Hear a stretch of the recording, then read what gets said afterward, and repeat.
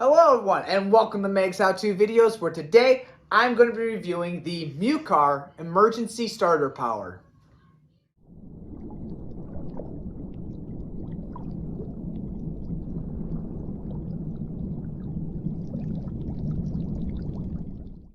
Now, before we begin, I want to let you guys know that this is not a paid sponsored video. This product was sent to me free of charge to do a true, honest review, and that is what I'm going to do. So, with that said, let's begin with the unboxing.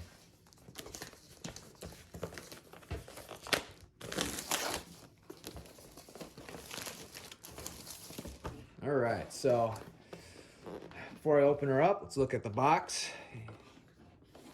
We got some specs on the back side, sort of nice. And yeah, you got the logos all over, so it's a nice colorful box. I like it. Let's see, how do we open this thing? Looks like we go from the top. There we go. Slide it out. Alrighty, so first thing, looks like we got a manual. Let's open her up. Okay, so I'm not going to read it to you, but I'll open it up, and if you want to read it, feel free to pause the video. Looks like this is going to be a big schematic looking thing. All right, here we go. It's going to open up.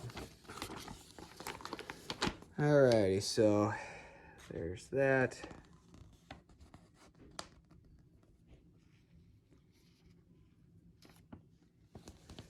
And that's in our language on the back side. Looks like got more languages on that side.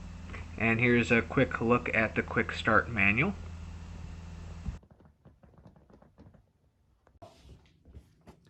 Here we go. Now this is a little jump pack unit that also has a OBD2 reader. So it's like a scan tool and a jump pack in one. So it's sort of pretty cool. So we got the jump pack unit. Put that right here for now. Dig out the gator clamps. Oh, they got quite a bit of spring tension to them. That's good. And then it looks like this will plug in here, which that's charging, so it looks like we'll probably do it, where do we plug this thing in? Does it go in with, oh, right here. I wonder if this is it. Ah, there it is. So this will plug in right here, like so. We also have a USB cable for some reason. We'll look into that. And then we got a USB to USB-C cable for charging.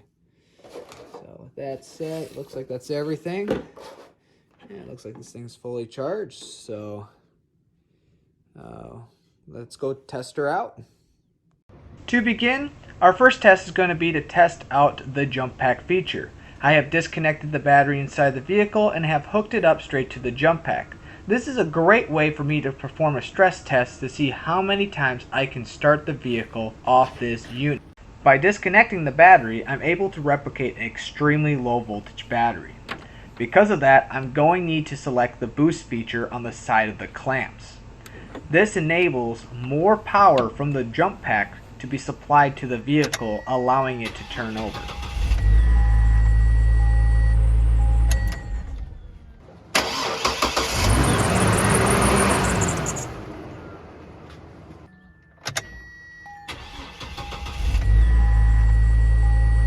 I noticed every so often, depending on how long I let the vehicle run before shutting it off, it would sometimes deactivate the boost feature. So I would have to go back out and reselect it.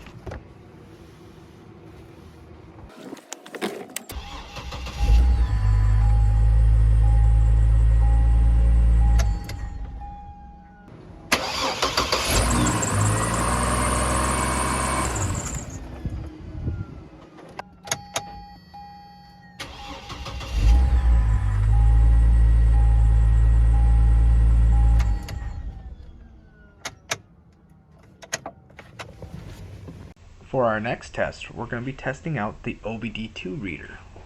Alright, so here I have a check engine light on a Ford F-350. We're going to see if we can detect this vehicle and remove the check engine light. Alrighty, so okay, I'm gonna read the codes. So we got 3 codes.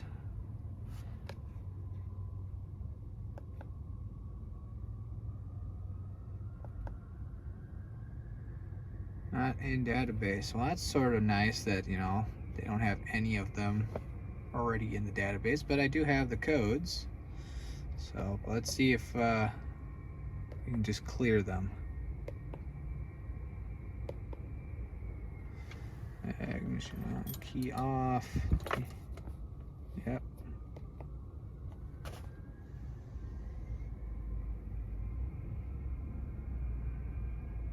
Has been cleared.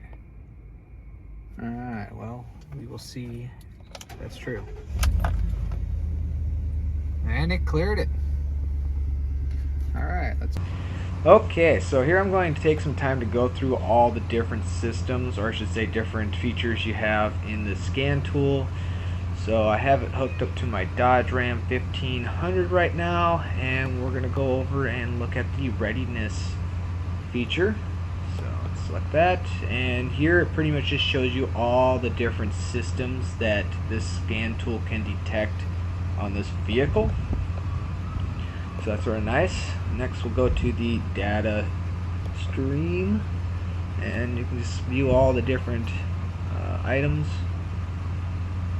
Here, let's see, we got fuel system. Yep, well, let's go back up. There we go. So you got bank 1, 2. Go down. So you got like air intake, temp. You got your oxygen sensor voltage and stuff like that. You got OBD requirements, time since engine started, EGR error, fuel level input. You know, you got all these different things that it's able to detect and give you, you know, measurements and readings off of. So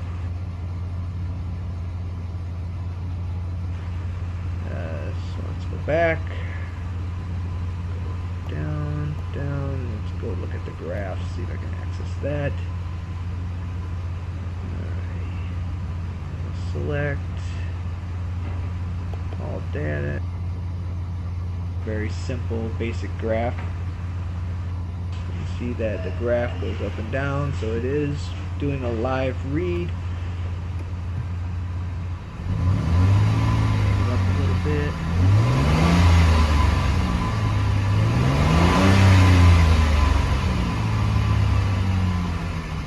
Okay, let's go back.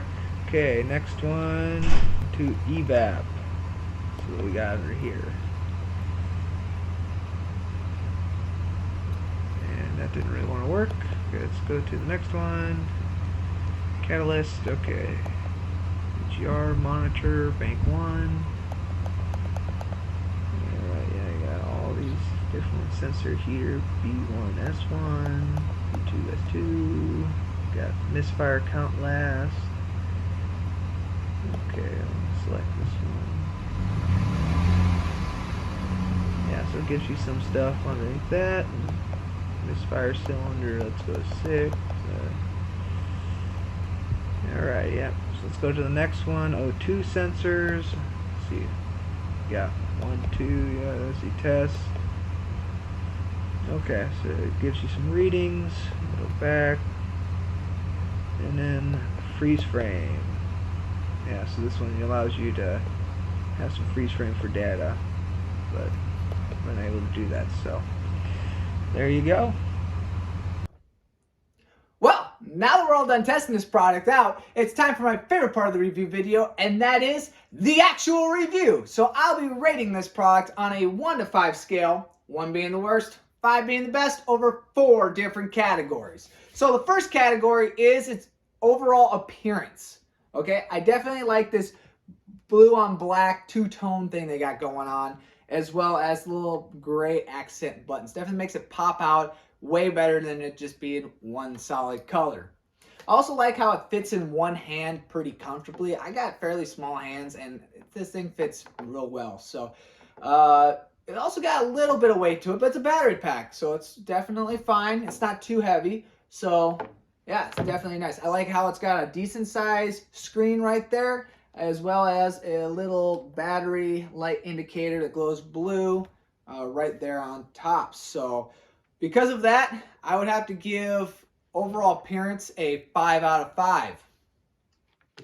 The next category is features. What all do you get with this thing? Well, we know it's a jump pad, all right? It's 12 volts, got like 2,000 amps. This thing works great. But what else do you have with this thing? Well, it also has a built-in flashlight. Let's see if we can turn that thing on.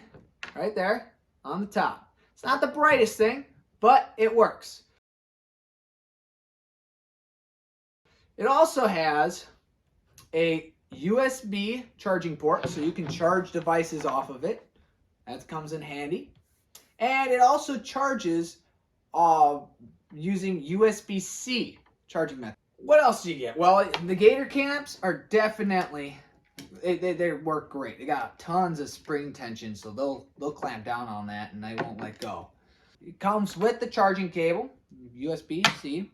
And you do have another charging cable. Well, actually, it's not for charging, but I found out it's for updating the scan tool.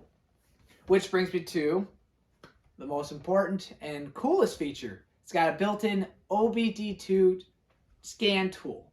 It's not the most impressive scan tool out there, but it definitely would be enough to get you out of a little pinch. So let's say you want this, keep this in like an emergency bag in your vehicle, and your vehicle breaks down, you want to figure out what's up with it. There's enough in there to sort of give you an idea or to help troubleshoot the issue. So pretty cool to have. So because of that, I would have to give features a 5 out of 5.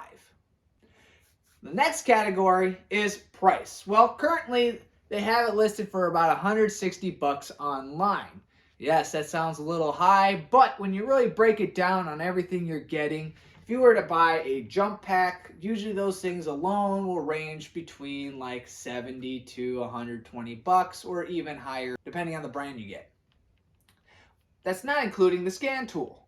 Again, not the best scan tool out there, but on the low end, you'd be looking at spending somewhere between like 50 to 60 bucks for something like that. So I think if you put that all together, $160 is right about there. Could they do better? Of course. So because of that, I would give it a 4 out of 5 for price. The last category, and the most important one, is performance. How well did this thing do? Well, when I tested it compared to some of my other scan tools, it was pretty accurate. All right, yeah, some of the readings were a little off compared to the others, but overall, it was close enough to say this thing works. It does its job. It gives you pretty accurate readings. For the jump pack, well, tell you the truth, it did great. Compared to some of my other jump packs that I had, it was definitely on one of the higher ends. I mean, heck, I literally disconnected the car battery, hooked it up to this jump pack, and I was able to start the vehicle 41 times before it was completely drained. So that worked great. Now, there are some little things here and there that I'll definitely address a little later, which brings the score a little down. So overall, for the performance-wise, I would give it a 4 out of 5, which would bring us to what, an overall score of 4.5 out of 5 or a 9 out of 10. I mean, that's a great score. Would I recommend this product? Totally. All right. But those little things that I was talking about that I would change or what I would do to improve this thing. 1, the scan tool is not the most user-friendly thing out there. All right. When I was trying to work on some of the live data stuff and trying to look at graphs, I was having a difficulty trying to access some of those or trying to get to even work. So yeah, I mean, I use a lot of different scan tools, and for me to have some difficulty, that's telling you that's not the most user-friendly thing out there. So I would improve that. The next thing is, well, this is supposed to be a jump pack. primarily. And you got this dangling cable for the OBD2 reader, you know, just hanging there. You know, if you hook this up to your battery and you had this thing just flopped over into your engine compartment and you start the vehicle up, it could probably get caught by the serpentine belt or the fan and sucked right into the engine. Damage the tool and possibly damage some part of your engine. So that's a safety issue, and I would totally, you know, try to fix that. What would I do? Well, one, you can make the cable detachable just like your gator clamps. That's one option. Or two, you can make it so that there's something on the back here so that you could wrap it up and hook it on the back so it's out of the way. That'd be nice as well. Another thing I would do is include a case so you could carry everything in one case. I mean, if you're spending $160 some or whatever, or somewhere around there, you should have some sort of carrying case with this to keep it all in one spot. And then another thing, you got these wonderful blue lights. But honestly, it's a little outdated now, just to have those 4 lights to show you every 25% battery power. You got this massive screen right here. You should be utilizing it. Use it to literally tell you, you know, you still got the 12 volts, you got this many amps still, and then this is the percentage of battery life you have left. You should display it on the screen when you're using the jump pack versus just the standard lights. Like, really, you dropped the ball on that one. You had a perfect setup for it. I don't get why you didn't do that. And because you missed out on that, I mean, one, if you had it all hooked up together, you could charging, but you know, you should be able to update it through the same cable instead of having 2 different cables. When it comes to the gator clamps, yes, they got great spring tension. However, their teeth are a little far in. So honestly, if you got something that's really hard to grab onto, you don't have enough room, I mean, every little bit of room that you can get to clamp onto things helps. And you got this little plastic barrier that sticks out about 1/8 of an inch or so. On that note, if you enjoyed this video, please click on the like button below. That and subscribe to my channel to see more how-to videos. If this video helped you out, or you have an idea for another how-to video, or have a product you would like me to review, please hit me up in the comments below or over one of my other social media accounts. With that said, God bless and good luck.